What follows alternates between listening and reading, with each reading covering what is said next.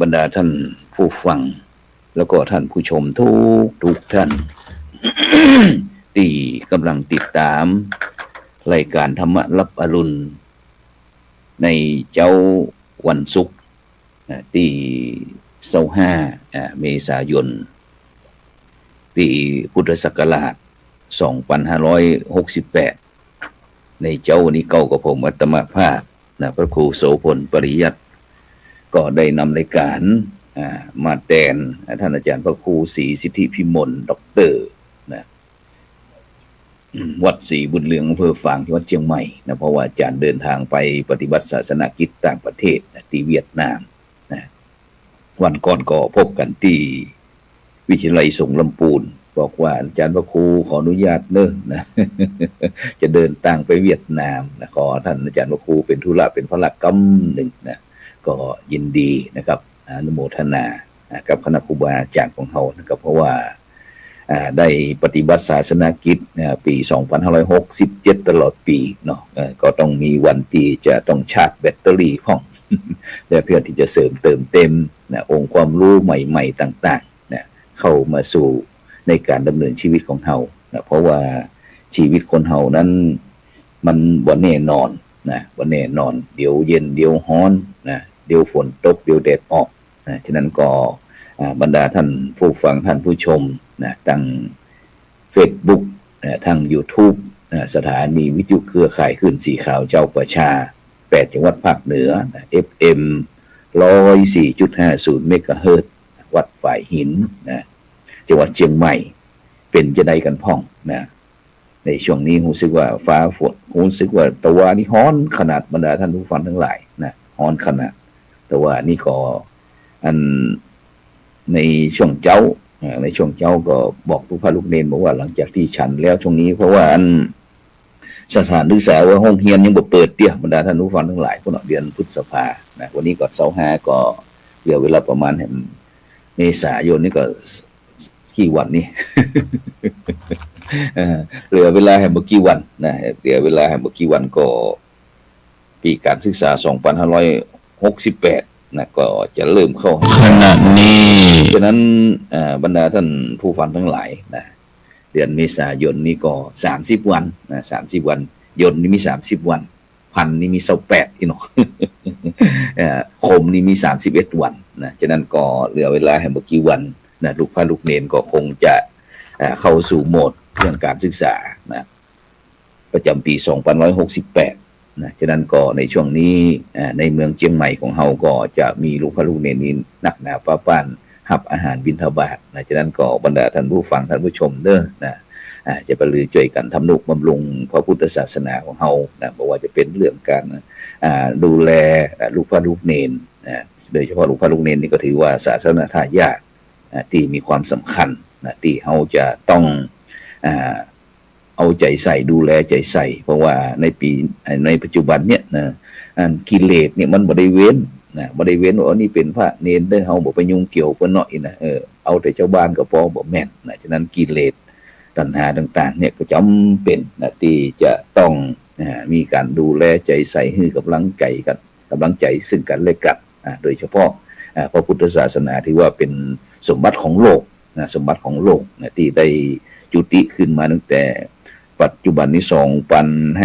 2568แล้วปีแล้วที่ผ่านมานี่ถือว่าเป็นสมบัติของโลกที่ผ่านร้อนผ่านหนาวต่างๆฉะนั้นเฮาก็ในฐานะที่เกิดมาเป็นมนุษย์แล้วก็ได้พบกับพระพุทธศาสนาแล้วก็เลยได้เรียนได้ศึกษาน้อมยอมรับนับถือพระรัตนตรัยเป็นที่พึ่งจะนี้เป็นต้นเพราะฉะนั้นเนี่ยบรรดาท่านผู้ฟังทั้งหลายยังเมื่อวันที่22 23 24ที่ผ่านมานี้ทางคณะสงฆ์ภาค7โดยการนำของพระเดชคุณหลวงพ่อพระพรหมเสนาบดีเจ้าคณะภาค7พร้อมถึงหลวงพ่อเจ้าคณะจังหวัดรองเจ้าคณะจังหวัดพระสังฆาธิการทั้ง3จังหวัดบอกว่าจะเป็นจังหวัดเชียงใหม่ลำพูนแม่ฮ่องสอนก็ได้ไปรวมตัวกันที่พ้นวิทยาลัยสงฆ์ลำพูนมหาวิทยาลัยมหาจุฬาลงกรณราชวิทยาลัยเขตเชียงใหม่ก็ได้เปิดทำการสอบบาลีสอบซ่อมครั้งที่2ประโยค1-2ถึงจนถึงบาลี1-2จนถึงปท4แล้วก็บาลีศึกษา4ซึ่ง วันนั้นก็ได้พบกับอันละอ่อนอัจฉริยะคนหนึ่งซึ่งก็เป็นก็ครั้งก่อนเขาเคยเอาลงไลน์นะว่าอันพร้อมกับคุณแม่ของเป็นสอบบาลีศึกษา3ตัวกันตึงลูกตึงแม่นะตอนนี้ลูกผ่านแล้วแม่นั่นก็สอบซ่อมบนนั้นเห็น2 วิชา2 วิชานะแล้วก็ยังหันละอ่อนอายุ9 ขวบนะที่สอบไวยากรณ์บาลีศึกษา1-2นะฉะนั้นนี่ก็คือการเปลี่ยนแปลงการเปลี่ยนแปลงของโลกเรื่องการศึกษาเป็นการโลกที่ไร้พรมแดนนะฉะนั้นไผที่อยากจะเรียนอยากจะศึกษาอย่างอยากจะกินอย่างแล้วก็สามารถตีเขาจะนึกตามใจได้แหมน้อยบรรดาท่านผู้ฟังทั้งหลายนะแต่ก่อนนี้เขาหันเครื่องบินนี่โอ้เป็นที่อัศจรรย์เป็นที่ประหลาดเป็นที่แปลกใจนะแต่ในปัจจุบันแหมน้อยบรรดาท่านผู้ฟังทั้งหลายรถยนต์ รถยนต์ก็จะบินได้เหมือนกันนะรถยนต์ก็จะบินได้เหมือนกันนะฉะนั้นเราสมัยก่อนเราใจยุคใจแรงธรรมชาติเนาะใจอย่างแรงลมพ่องแหงน้ำพ่องแต่ในปัจจุบันนี้เริ่มใจผสมประสานกันนะผสมประสานกันนะฉะนั้นแม้กระทั่งรถยนต์ในยุคใหม่อาจจะเป็นใจในอนาคตอาจจะใจน้ำหรือว่าใจลมใจอย่างต่างๆนะเพียงว่านึกคิดแล้วแต่นะเพราะว่าโลกนี้มันไม่มีสิ้นสุดจะต้องมีการหมุนเวียนเปลี่ยนไปเปลี่ยนแปลงไปคนมนุษย์คนเฮาก็เรียนศึกษาธรรมชาติศึกษาธรรมชาติเพื่อที่จะเอาชนะธรรมชาติแต่ความจริงแล้วก็บ่สามารถที่จะชนะธรรมชาติได้หลวงพ่อพุทธทาสบอกว่าอย่าไปบ้ากับชีวิตคือนักเพราะอย่างเพราะเป็นสิ่งสมมุติเพราะชีวิตบ่มีจริงบ่มีแต่มันเป็นเพียงการเปลี่ยนแปลงของธรรมชาติฉะนั้นหมู่เฮาทั้งหลายจงทำหน้าที่นะคือดีโดยบ่คือมีความทุกข์คือสงบร่มเย็นเป็นแล้วก็เป็นประโยชน์เพราะทุกสิ่งทุกอย่างเฮาก็ต้องคืนธรรมชาติดังเหมือนกับเดิมเหมือนดังเดิมบอกว่าจะเป็นแม้แต่ร่างกายที่เฮาเฝ้าอยู่เนี่ยก็ต้องคืนสู่ธรรมชาติเช่นเดียวกันนะบอกว่าจะเป็นดินก็ไปสู่ดินน้ำก็ไปสู่น้ำลมก็ไปสู่ลมไฟก็ไปสู่ไฟดินน้ำลมไฟสมมุติขึ้นมาธาตุทั้ง4มาผสมประสานกันเสร็จแล้วก็สมมุติเป็นนั้นเป็นนี่เป็นงัวเป็นควายเป็นคนจื่อแก้วจื่อคำเป็นนางนั้นนางนี่เป็นนางสาวนั้นเป็นนายนี่เป็นหมูเป็นหมาเป็นแมวเป็นกาเป็นไก่แล้วแต่บรรดาท่านผู้ฟังทั้งหลายล้วนแต่มาประสบพบเจอกันด้วยธาตุ4คือธาตุดินธาตุน้ำธาตุลมธาตุไฟฉะนั้นบรรดาท่านผู้ฟังทั้งหลายสิ่งที่พุทธบริษัทของเฮาที่จำเป็นที่เกิดขึ้นมาแล้วเกิดเป็นมนุษย์แล้วสิ่งที่ควรจะฝึกจะหัดก็เป็นผู้ที่ต้องศึกษาก็คือเรื่องการทำความดีที่มีประโยชน์ทั้งต่อตนเองแล้วก็ส่วนรวมโดยเฉพาะพี่น้องพุทธศาสนิกชนของเฮาถ้าถึงการทำบุญแต่ละคนก็มีลักษณะที่แตกต่างกันไปคนที่ชอบทำบุญเป็นประจำบ่อยๆก็มักจะมีนิสัยบ่ชอบทำบาปคนที่ทำบาปบ่อยๆก็มักนิสัยที่บ่ชอบทำบุญแล้วแห่งประเภทหนึ่งเป็นบอกว่ามีนิสัยทำบุญด้วยบาปด้วยปะปนกันไปเนี่ยอย่างบ่อยๆประจำก็หล่อหลอมคือนิสัยเป็นเช่นนั้นเหมือนกับที่ภาษาบาลีเป็นว่าสุกลังสาธุนาสาธุสาธุปาเปนะทุกกลังปาปังปาเปนะสุกลังปาปะ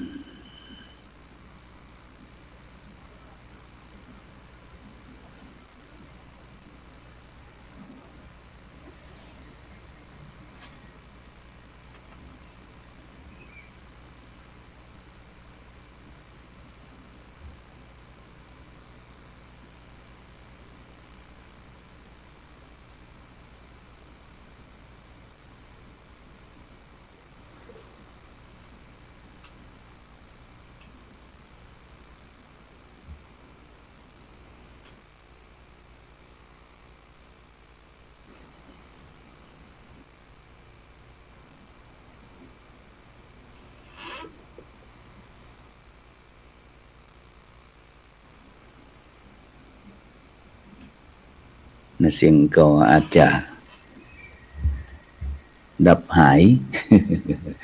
ไอ้ชั่วขณะหนึ่งบรรดาท่านผู้ฟังทั้งหลายพอดีไฟ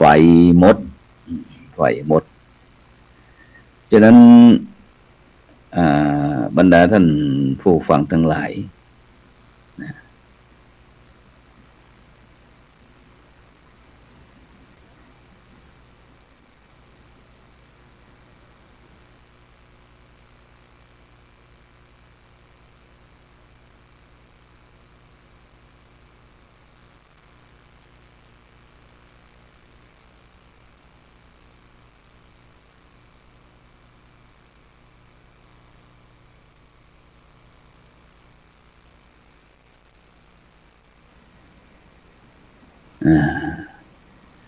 เกิดไฟฟ้า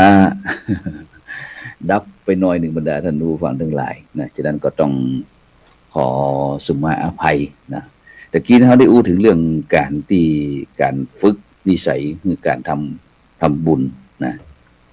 ฉะนั้นตะกี้เราได้อู้ถึงเรื่องบาลีนะดังคำบาลีเป็นว่าสุกลังนะสาธุนาสาธุนะสาธุปาเปนะทุกกลังปาปังปาเปนะสุกลังนะปาปะมริเยหิทุกกลัง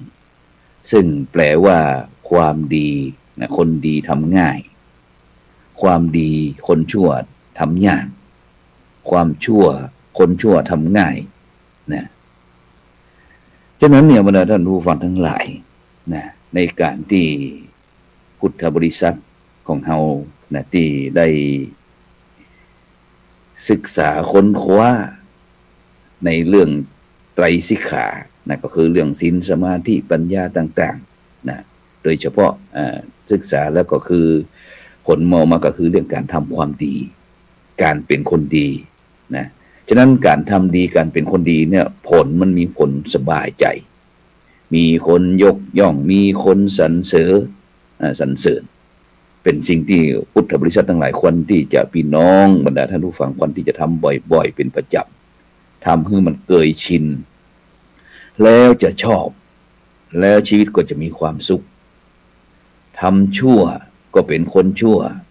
นะมีผลก็ตุกใจนะภัยก็บ่ยกย่องบ่ควรทำนะหากเฮาทำบ่อยๆเฮาทำเป็นประจำทำจนเกยชินก็จะเป็นผลบ่ดีต่อชีวิตแน่นอนเพราะฉะนั้นเนี่ยบรรดาท่านผู้ฟังทั้งหลายท่านหลายคนก็คงจะเคยได้ยินว่าอริยบุคคลนี้บ่ใช่แต่เฉพาะพระสงฆ์องค์เจ้าเท่านั้นเป็นพุทธบริษัท4นะอริยบุคคลแปลว่าบุคคลผู้ประเสริฐนะบุคคลผู้ที่ไกลจากข้าศึกกิเลสศัตรูผู้ที่หักล้อสังขารละวัฏได้นะซึ่งก็มีหลายประเภทนะบอกว่าจะเป็นพระเสขะอาเสขะเสขะก็ผู้ที่ยังจะต้องศึกษาอยู่บอกว่าจะเป็นเรื่องศีลสมาธิปัญญายังบ่ได้บรรลุอรหันต์เตื้อเป็นโสดาบันเป็นสกทาคามีอนาคามีนะที่จะต้องศึกษาเรื่องไตรสิกขาเรื่องศีลสมาธิปัญญาแต่อริยบุคคลที่เป็นอาเสขะอาเสขะนี่แปลว่าผู้ไม่ต้องศึกษาอีกต่อไปเพราะอะไรเพราะได้ศึกษาจบหลักสูตรแล้วบอกว่าจะเป็นเรื่องศีลสมาธิปัญญาการเจริญจิตภาวนาแล้วเนี่ยเป็นเพียงเป็นสิ่งที่หลอมเลี้ยงเหมือนกับที่เวลารถเหมือนกันจะต้องอาศัยน้ำมันเนี่ยหล่อเลี้ยงคือมันเดินอยู่นะแล้วก็แม้กระทั่งพัดลมตู้เย็นอย่างต่างก็ต้องอาศัยไฟที่หล่อเลี้ยงอยู่แม้แต่มนุษย์คนเฮาก็เช่นเดียวกันอาศัยลมหายใจนะที่หล่อเลี้ยงอยู่ฉะนั้นถ้าเป็นอาเสขะแล้วก็คือบ่ต้องศึกษาอย่างละนะเป็นผู้ที่สำเร็จอรหันต์แล้วนะการศึกษาไตรสิกขานี่ก็บ่จำเป็นละนะ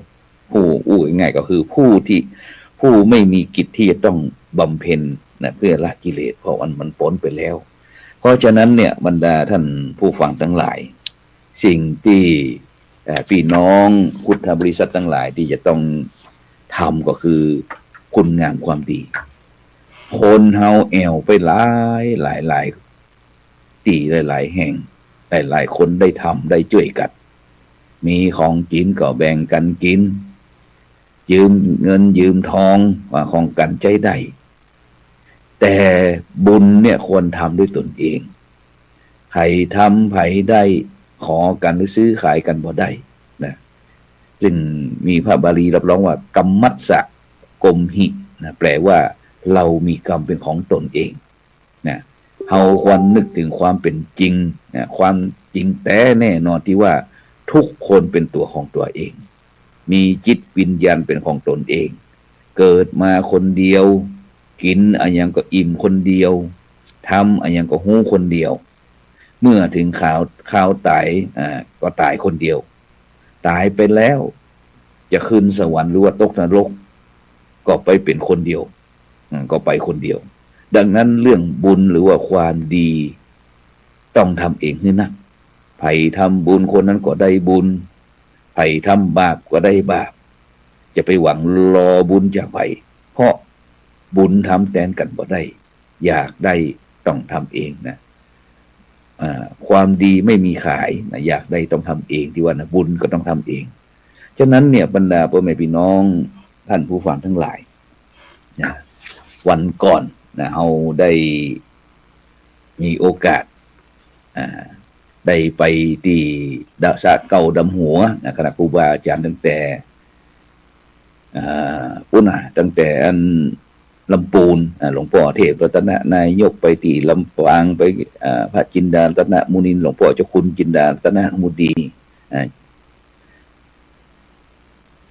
เจ้าคณะจังหวัดลำปางแล้วก็ไปที่เมืองแปร่ไปโพธิพะเยาไปถึงเชียงรายไปถึงหลวงพ่อพระราชวชิรคณีนะใส่สระเก่าดำหัวเสร็จแล้วก็ไปมาที่ชัยประการ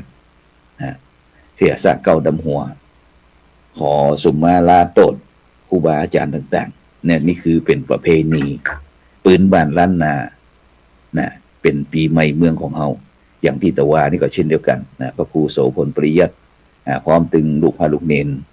อาคาร5 จันทร์พระธรรมสิทธาจารย์วัดพระสิงห์วรมหาวิหารนะก็ได้ปาการประกอบกิจต่างๆนะอย่างเจ้านะพระครูโสพลฉายเดียวนะเพราะว่าช่วงเทศกาลมหาสงกรานต์ปีใหม่เมืองนี่บ่ได้อยู่นะไปปฏิบัติศาสนกิจที่วัดอินทปัญญารามบ้านกองฝ่ายจังหวัดแพร่เพราะว่าบ้านนอกเขาบอกมีพระสงฆ์องค์เจ้าอยู่นะจำเป็นที่จะต้องรักษานำจิตนำใจรักษาศรัทธานะฉะนั้นเขาก็จำเป็นที่ต้องเสียสละไปนะก็เลยบ่ได้มีโอกาสได้ส่งน้ำพระพุทธสิหิงค์นะพระกู่บ้านกู่เมืองของเฮาตะวานี่ตอนเจ้าก็เลยส่งฉันเจ้าเรียบร้อยแล้วก็ได้ส่งน้ำทำให้ร่างกายสะอาดปราศจากอย่างต่างๆนะเสร็จแล้วก็ไหว้พระเรียบร้อยก็เตรียมน้ำขมิ้นส้มปล่อยไปสละสลงนะพระพุทธสิหิงค์นะพระกู่บ้านกู่เมืองของเฮาที่พระวิหารได้คำเสร็จแล้วก็ไปส่งน้ำพระพุทธรูปในสถานที่ต่างๆแล้วก็จบด้วยไปส่งน้ำหดน้ำกู้หลวงปู่พระวลีคุณอุปมาจารย์ฟูอัตตสิโวนะอดีตเจ้าอาวาสวัดพระสิงห์วรมหาวิหารนะนี่ก็คนเมืองแปร่นะคนจังหวัดแปร่ที่หลวงปู่ได้รับพระบัญชานะแต่งตั้งให้เป็นเจ้าอาวาส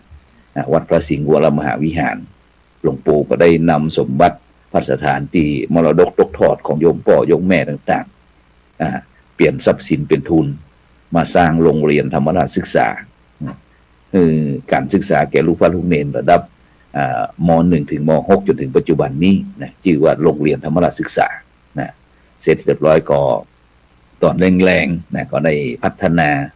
อย่างอาคารสถานที่นะทำความสะอาดปัดเพี้ยวปัดกวาดตามที่อยู่อาศัยตามบริเวณรอบข้างตึงส่วนพักผ่อนนะเสร็จเรียบร้อยก็ปลาลูกพระตอนประมาณใกล้2 ทุ่มนะก็เลยนำลูกพระลูกเนรสวดมนต์ไหว้พระเสร็จแล้วก็ได้สละสลงน้ำขมิ้นส้มปล่อยบุรพาจารย์บอกว่าจะเป็นหลวงพ่อเจ้าพระคุณสมเด็จพระมหาราชมังคลาจารย์ช่วงวรปุญญมหาเถระอดีตผู้ปฏิบัติหน้าที่สมเด็จพระสังฆราชนะซึ่งเป็นผู้ที่แต่งตั้งพระครูโสพลปริยัติเป็นคณะกรรมการโครงการหมู่บ้านรักษาศีล 5นะซึ่งเมื่อสมัยก่อนหลวงพ่อเดินทางมาที่วัดพระสิงห์วรมหาวิหารนี้นะ ก็จะมาจำวัดนะอยู่ที่อาคาร5 ชั้นนะพระครูโสพลปริยัติก็มีโอกาสนะที่ได้สนองงานหลวงพ่อนะบอกว่าจะเป็นเรื่องกับเขากับป่าอีนะ บางครั้งก็นวดป้องอีนะหลวงพ่อก็เมตตานะแล้วก็มีหลวงปู่ครูบาเจ้าศรีวิชัยนักบุญแห่งล้านนาอดีตเจ้าวาดวัดพระสิงห์วรมหาวิหารหลวงปู่พระพรหมมงคลหลวงปู่ทองสิริมังคโลพระบุรพาจารย์สายวิปัสสนานะซึ่งได้ทำการอบรมพระวิปัสสนาจารย์ปีนี้จะเป็นรุ่นที่15นะซึ่งพระครูโสพลปริยัติหลังจากที่ศึกษาดุษฎีบัณฑิตจบแล้วก็จะให้รางวัลตนเองนะเดินทางไปปฏิบัติธรรมแห่ง45 วันถวายหลวงปู่นะซึ่งปีนี้ก็จะเริ่มตั้งแต่วันที่22 พฤษภาคมจนถึงวันที่5 กรกฎาคมแล้ววันที่11 กรกฎาคมเขาก็เข้าพรรษานอกจากนั้นก็ยังมีหลวงปู่พระเทพวิสุทธิคุณนะกุศลกันทวัลโลนะอดีตเจ้าคณะจังหวัดเชียงใหม่อดีตเจ้าวาดวัดบุพารามนะนี่พระครูโสพลเป็นพระครูปลัดนะชลินอินทปัญโยนะฐานานุกรมในหลวงปู่พระเทพวิสุทธิคุณกุศลคันธวัลโลนะนี่คือทุกสิ่งทุกอย่างนะคืองานนะคือประสบการณ์ต่างๆนะที่ได้มานั่งจัดรายการนี้ก็เพราะพระมหาเถระได้ให้โอกาสนะแก่พระครูโสพลปริยัตินะซึ่งเป็นพระบ้านนอกขอกนาเป้าอยู่ตรงไหนมาใจโมหุนะเข้ามาอยู่ในเมืองเชียงใหม่เมืองใหญ่ๆก็เลยได้พัฒนาตนเองนะคือเป็นประโยชน์หนักยิ่งขึ้นฉะนั้นเหลือเวลาแหมน้อยหนึ่งวันนั้นเราได้อู้ถึงเรื่องศีลนะวันนั้นศีลได้4 ข้อวันนี้เขาเอาพันอย่างข้อหนึ่งเนาะเอาศีลอย่างข้อหนึ่งแล้วก็ก่อยมาต่อกันนะต่อไปแฮมศีลข้อที่5สาธุน้อมรับคือห้ามกินเหล้าเมายาสุราเมรยะละติงเตอะหนาเริ่มจากสุราเมลัยคือเหล้ามีกันนักหลายขายด้วยกับข้าวตึงเบียร์และไวน์จะนักสุโธเข้าน้ำขาวเมาอย่างซึกซักหมาเห่าตัวก้นเต็มกองบรันดีวิสกี้ปีใหม่ฉลองส่วนเหล้ายาดองเป็นของเสียเท่ายาบ้ายาไอนี่บ่ใจเหล้ากินสูบก็เมาแม่นคักซ้ำผิดกฎหมายซื้อขายน้อยนักตำรวจจับได้เอวังสั่งอายัดทรัพย์จับยัดห้องขังน้ำตาไหลปังหลังย้อยเต็มหน้าเสียอนาคตหมดความก้าวหน้าย้อนหลงเสพยาชั่วร้ายยาไอยาอีไผมีจักย้ายไปสู่ที่ห้องขังรวมศีล5 ข้อนี้บ่ดีละหลวมเหมือนห่มผ้านวมป้องกันหนาวได้บ่รักษาศีลแผ่นดินฮ้อนไหม้เกิดสปะภัยกะลียุคทั่วทุกแห่งหนผู้คนเป็นตุกยักหาความสุขบ่มีคือรักษาศีลบ่มินหน้าหนีคุณธรรมนี้ชีวิตดีได้ถึงจะยากจนยังมีคนไหวคุณความดีในตัวนั้นทำด้วยจิตใจไผบ่ขาดคั้นอายุเที่ยงมันตีขาขอส่งความสุขโจกวาสนาพี่น้องท่านผู้ฟังทุกคนนะสำหรับในเจ้าวันนี้ก็ขอนำรายการธรรมะรับอรุณจากบรรดาท่านผู้ฟังไปก่อนนะกินข้าวอายแล้วก็แถมสักกรรมหนึ่งก็จะเดินทางไปร่วมพิธีสุมมาคณวะนะที่วัดดอยที่โรงเรียนดอยสะเก็ดประดุงศาสตร์อำเภอดอยสะเก็ดเพราะว่าวันนี้นั้นตั้งมูลนิธิโพธิยาลัยได้นัดผู้บริหารศูนย์การเรียนโพธิยาลัยนั้นมาทำกิจกรรมร่วมกันฉะนั้นก็